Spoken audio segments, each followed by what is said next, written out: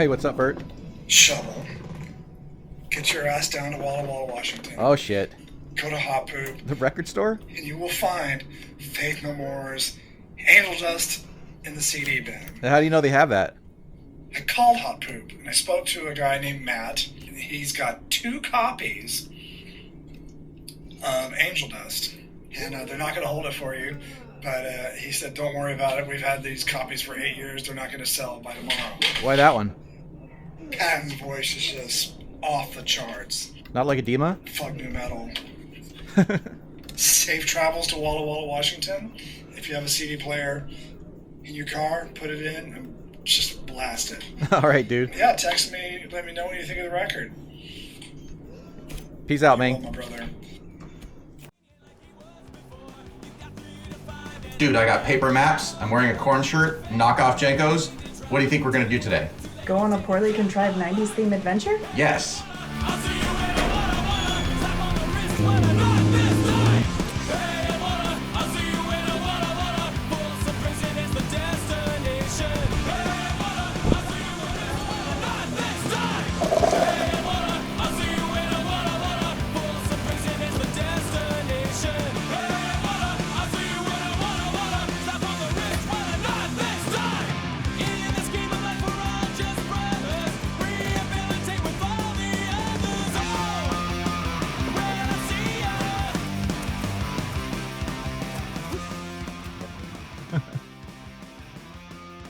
We're doing a 1990s, not themed exactly. I mean, kind of, but I'm not putting my whole ass into it because I don't have the time or the money to just put my whole ass into it. But we're doing a somewhat 90s themed adventure with a purpose. This isn't just simply masturbation. I work with a lot of people of varying ages, from my age on younger, because I'm old and that's how that works. You kind of end up working with people younger than yourself as you become the oldest MF on the planet. And a lot of people that I work with just are not able to function without nav. Like, they can't get across their own town without nav. And me, like, I traveled interstate a lot before there was nav. And because nav didn't exist, we still had to figure out how to get places. And so to get places, we would use a few different measures. One of them is that we would have atlases like this, which is a big piece of paper with GPS in it, except without the GPS. And another thing we would use is fold-out maps. And the other things that we would use that I'm not really going to be able to exactly do in this is that we would use phone books, because there would be public telephones that you'd pay money to use just randomly and everywhere. And underneath them would be a phone book, and that phone book would have both white pages, which would have like everybody's address and phone number in it, like just regular people's address and phone number. And also it would have what's called the yellow pages, and the yellow pages were yellow pages, and those would have business advertisements in them. So if you had a restaurant or a chiropractic office or whatever, you would pay the yellow pages some money in order to put a little ad in there for your service that you offer, and it would have your phone number and your address. So if we were trying to navigate to find some sort of business, if it was a business, or even a person's address, often that would be in the phone book.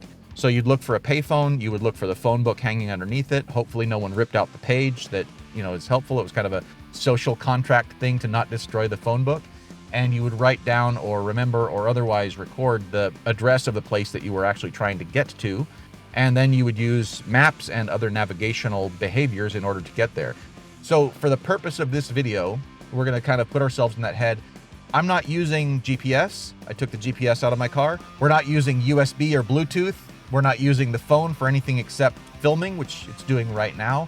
And I'm going to use the phone also for one thing, and that is to visit yellowpages.com. So that's my one little allowance I'm giving myself, is I can use yellowpages.com, not the maps on it. I still have to use paper maps. That's the rule I'm setting for myself. But I can use yellowpages.com to pull up business addresses and phone numbers. And also, for the sake of authenticity, we're going to the town of Walla, Washington, which I've got a paper map for.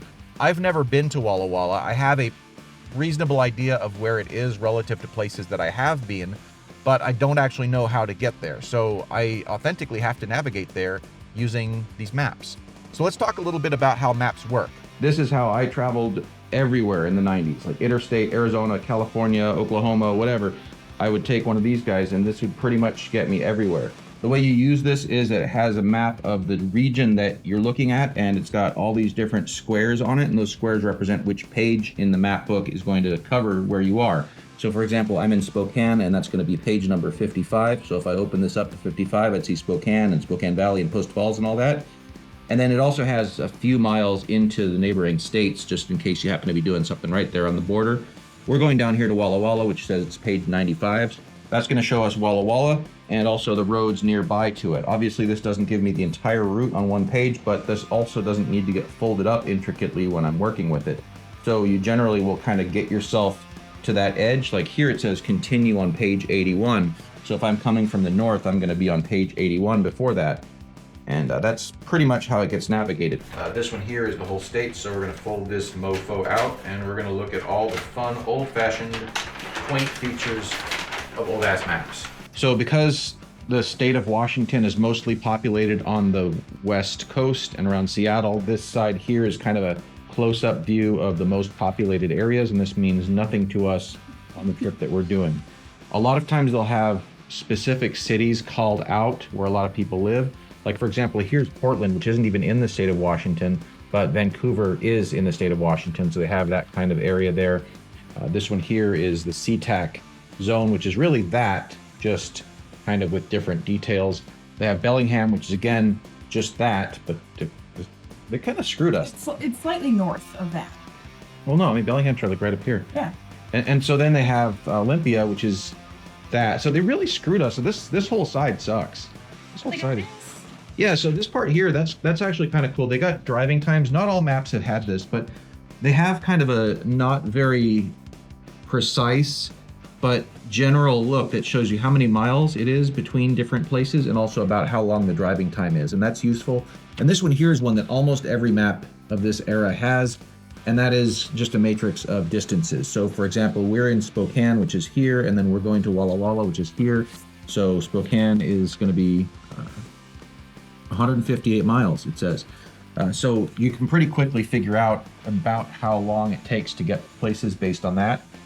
The next thing we're going to do is take a look at the other side of it. It should be the whole entire state. Yeah, so here's the entire state of Washington. And this has like a city and county index, so you can use this for different smaller cities to figure out where on the map it is. So here we found Walla Walla, and that gives us what the population is. So it says 62,000 people as of the most recent census listed there. And then also it shows us what quadrant or area of the map. So it says J16. So what we would do here is we would look for the letter J on the side of the map, and then the number 16, and that puts us in line with Walla Walla. So what's kind of weird is it says J16. But it's below J16. Yeah, it says very clearly J16. But if we go to J and 16, then that's here. Yeah. This map.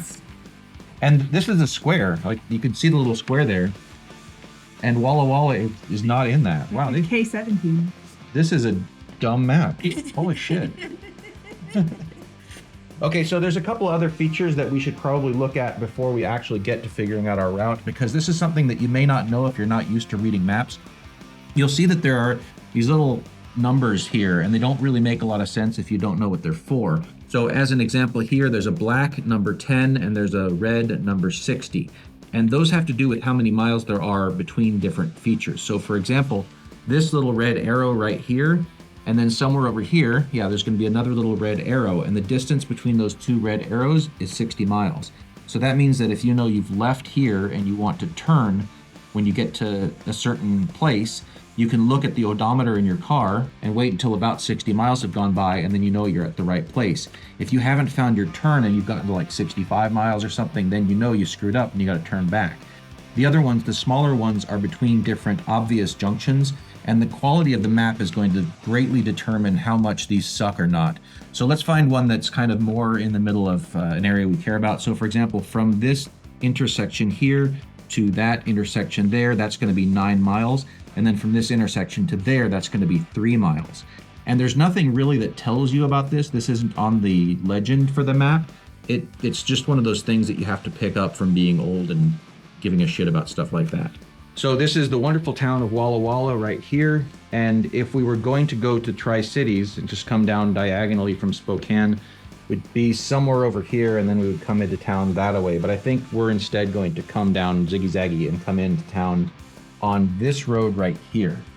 So that's going to drop us kind of, we'll just follow the highway, I think, until we get to the core of town. I saw that Hot Poop, which is our ultimate destination. We're going to Hot Poop. Hot Poop, which is our destination, is going to be on Main Street. And I'm just guessing, and this is how I would do it in the 90s. If it was called Main Street, it was probably in the middle of town. That's just kind of how that works. So we're going to be coming into town probably this way, and we can skirt around the outside of the town. I don't know how big of a highway this is, but I think it's probably going to be obvious what it is. And see, we even have here that there are off-ramps on it, so it's going to be an actual highway. Once we get there, we're going to see that there is 2nd Avenue, which is a major off-ramp there, and 2nd intersects with Main. And since Main is kind of just this little part here, we'll be able to just get there and then find our location and do regular on-the-ground orienteering once we get to that, because there's probably not another Main Street. So we know that we're going to continue down on this major highway 195, probably at least to Colfax, and then Walla Walla's over here. So we'll have to take, it looks like 272 or 26. We're going to have to take one of those two things from Colfax over to Walla Walla. So what I can do is I can either get myself to Colfax first and then look at the map again, which I'll probably end up doing, but I can also plan ahead what I'm going to be doing once I get to Colfax. So that's going to be on page 83. So here I can get down to Colfax, and at Colfax, it looks like 272 goes east towards Palouse, and 26 is the one that I'm going to be taking to get over here to get myself kind of in that direction. It means that once I get into Colfax, 26 is going to be pretty early. It's before I actually get to the town of Colfax. And I think that's good to know. There seems to be maybe a type of river there, and it looks like maybe the 26 thing is right at or immediately after the river. So that's what I'm going to keep my eyes open for. And then we'll see if we can get over to the town of Dusty after that. So I'm not sure how well Dusty's going to be represented, but there should still be a sign by the side of the road that says Dusty. I don't know how far this is, but there is at the bottom here a little guide for the distances. So, for example, I know that that's 4 miles. What I used to frequently do is take just whatever, like, business card or piece of paper or whatever that was appropriate, and I would tear it at that interval. So just I would take a handy piece of paper, and I would line it up against that, and I would tear a little piece of it, and that would tell me, okay, that's about 4 miles. And then I can go 4 miles, 4 miles, 4 miles. That ends up probably being somewhere in the neighborhood of 12 miles. With the trip odometer reset, now I can plan on the number of miles that I'm going to be traveling, and I'll know, for example, if I've only gone 2 miles, there's no point in looking for the sign because I haven't gone the number of miles that I know it's going to be until my next opportunity to turn. But once I get to that point, then I know I should probably slow down, turn the radio down because you see with your ears, and be able to see where my turn is. And then if I've gone more miles than I expected and I haven't got to my turn, then I know I've probably gone too far and should turn around and go back. Can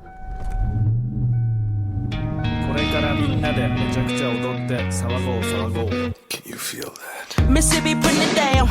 I'm the hottest round. I told y'all mother, y'all can't stop me now. Listen to me now. I'm lasting 20 rounds. And if you want me, then come on get me now. Is you with me now? Then biggie bounce. I know you dig the way I switch my style.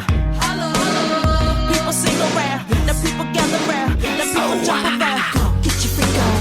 Get your freak on. Get your freak on. Get your freak on. Round me deep. Get your. Will you give it to me? Get your freak on. Get your freak on. Get your freak on. Round me deep. Yeah, man. Get your freak on. Get up, come on, get down with the sickness. Get up, come on, get down with the sickness. Get up, come on, get down with the sickness. Open up your hate and let it run to me. Get up, come on, get down with the sickness. You mother, get up, come on, get down with the sickness. You get up, come on, get down with the sickness. And this is the gift that has been given to me. This the real one, baby. I can see inside you the sickness is rising. Don't try to deny what you feel. Will you give it to me? It seems that all that was good has die and is decaying in me. Will you give it to me? People you don't know, me and Timberland been hot since 20 years ago. What the dealio?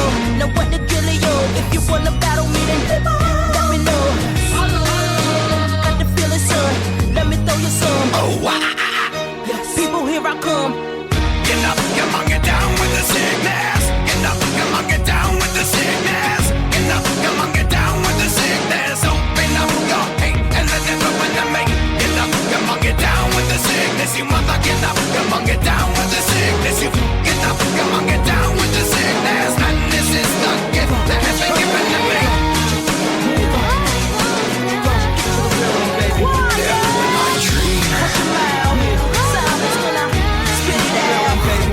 When I dream, In your face, open your mouth, give you a taste. when I dream, When it's good, then it's good, it's so good till it goes bad. Till you're trying to find the you that you once had. I've heard myself cry never again. Broken down in agony and just trying to find a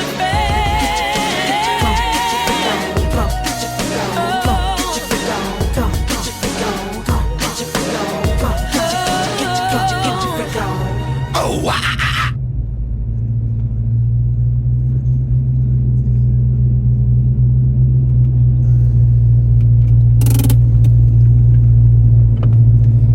So just using regular navigation from the map and from kind of inference and using road signs and everything, we've arrived successfully in Walla Walla. We're in downtown on Main Street. There's a place called the Walla Walla Beer Parlor. There's also a sign for the Museum of Unnatural History. Oh, nice. That sounds kind of cool. We should look into what that is later on when we're no longer restraining ourselves to not using the internet.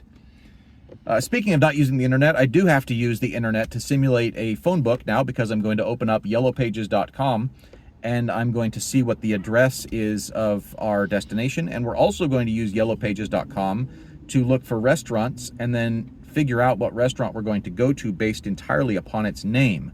I do have to take us out of the moment here for a second because of something unfortunate that has happened. I have this little tiny camera here, which is a knockoff version of an Insta360, and it apparently has a problem whereby it doesn't work. So I had put it on the windshield to capture some footage earlier, and you may have seen that if it actually captured any of it. And then at some point when I took it back in, it was no longer on, and I thought maybe the battery just died, but now it won't power on. So, and it seems like it has maybe a little bit of moisture inside the lens. You can kind of see that moisture. So that's unfortunate. I was going to use this as a mechanism for looking at my phone while I was looking at my phone, but that's not going to work out this time. So there is another challenge I've encountered since we've got in here, and I'll talk about that in a moment. In a lot of cities, but apparently not this one, those signs up there on the road will have a number on them and they'll point to a direction. So for example, it might say, like, since this block here appears to be the 0 block or 100 block, then it would have the number 100 and then an arrow pointing to which direction those go up in digits. This here doesn't have an address on it. It looks like right there that's a 2. So we're right at 2, and then it escalates up to like 4 and 5 and 6. See, that's 4 west.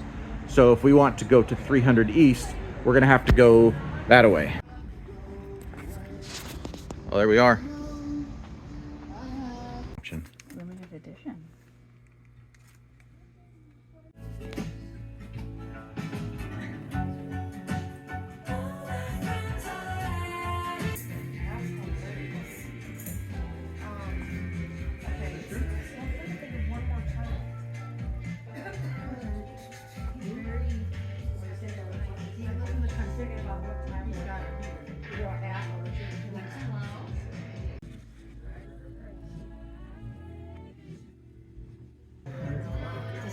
Check out this way. All right, we succeeded successfully. How does that make you feel? Successful. How successful? was super successful. That's my favorite amount of successful. Hot Poop was totally all right, and don't think I'll be back just because I'm not sure I'll be back in Walla Walla, but if they're here for the last 50 years, then they might just as well be around for the next 50 years, and I'll probably be back here in the next 50 at some point. Yeah, we'll probably come back. It's a nice town so far. Now we just got to figure out other stuff to do. I was instructed in no uncertain terms to put this in the CD player and make it loud. So we'll have to do that at some point, definitely on the way home. In accordance with the passage of time and me being old and all that stuff, I did actually, like, it's been so long since I've purchased physical media from anyone but a merch counter at a show that I didn't realize that CDs had gone up in price. So this was actually almost $30, and after tax it was $30. Which I guess is fair, like with inflation from what they cost. Like when this thing was new, it was probably like $12, and that was in 1991 or 2 or something. And I was a little jackass at that point. The funny thing with this album and it being recommended specifically is that before this came out, there was Epic. Epic was like the first album that had Patton on vocals, but it wasn't Patton writing the songs because it was from their previous vocalist, Faith No More. And that was a great album. My sister was living in Fresno near the university in this little like studio apartment. And I was kind of living wherever I could, not necessarily inside of a house at the time, but I spent a lot of nights at my sister's studio over there. And she had the Epic CD, and we would blast that and eat like chips without any salsa because we couldn't afford salsa. We would take like hot sauce packets and put them on the chips. And going back to the purpose of talking about this is the first one that Patton wrote. And at the time, in like 1992, 3? Yeah, 1992, when this came out, we didn't like it. Like, I never listened to it all the way through. I never at any point held in my hands this CD until now. And at the time, we had a CD player. Yeah, my sister did have a CD player, like a boombox. We never listened to it because we kind of heard by word of mouth it wasn't very good. And I think I'd heard a couple of the songs. I'd heard Midlife Crisis, and I'd heard Small Victory. That's actually a really good song. But yeah, I just thought it was bad. And then in the years that passed since then, it has gained acclaim as actually being really quite good, but I never listened to it. So given that it was recommended, now we have to, or I have to listen. I guess I'm not going to force you to. I mean, if we listen to it in the car on the drive home, I'm listening to it. That is how that, yeah, but you could say like, nope. Nope, we're going to listen to Fall Out Boy. No. I do have a soft spot for some of their songs. All right, and with that said, I think that we can end our charade about not using modern navigation stuff because we accomplished the goal that we set out to accomplish. Hey, I'm sorry I didn't film a better outro or ending for this video. You know what they say, the first step towards being kind of okay at something is being willing to be not so okay at it for a while, and I'm still in that stage. I'm not really sure how much longer I have to get good at this, but we'll see where it goes. I had a good time making that. I hope you had a good time watching it. Thanks for watching.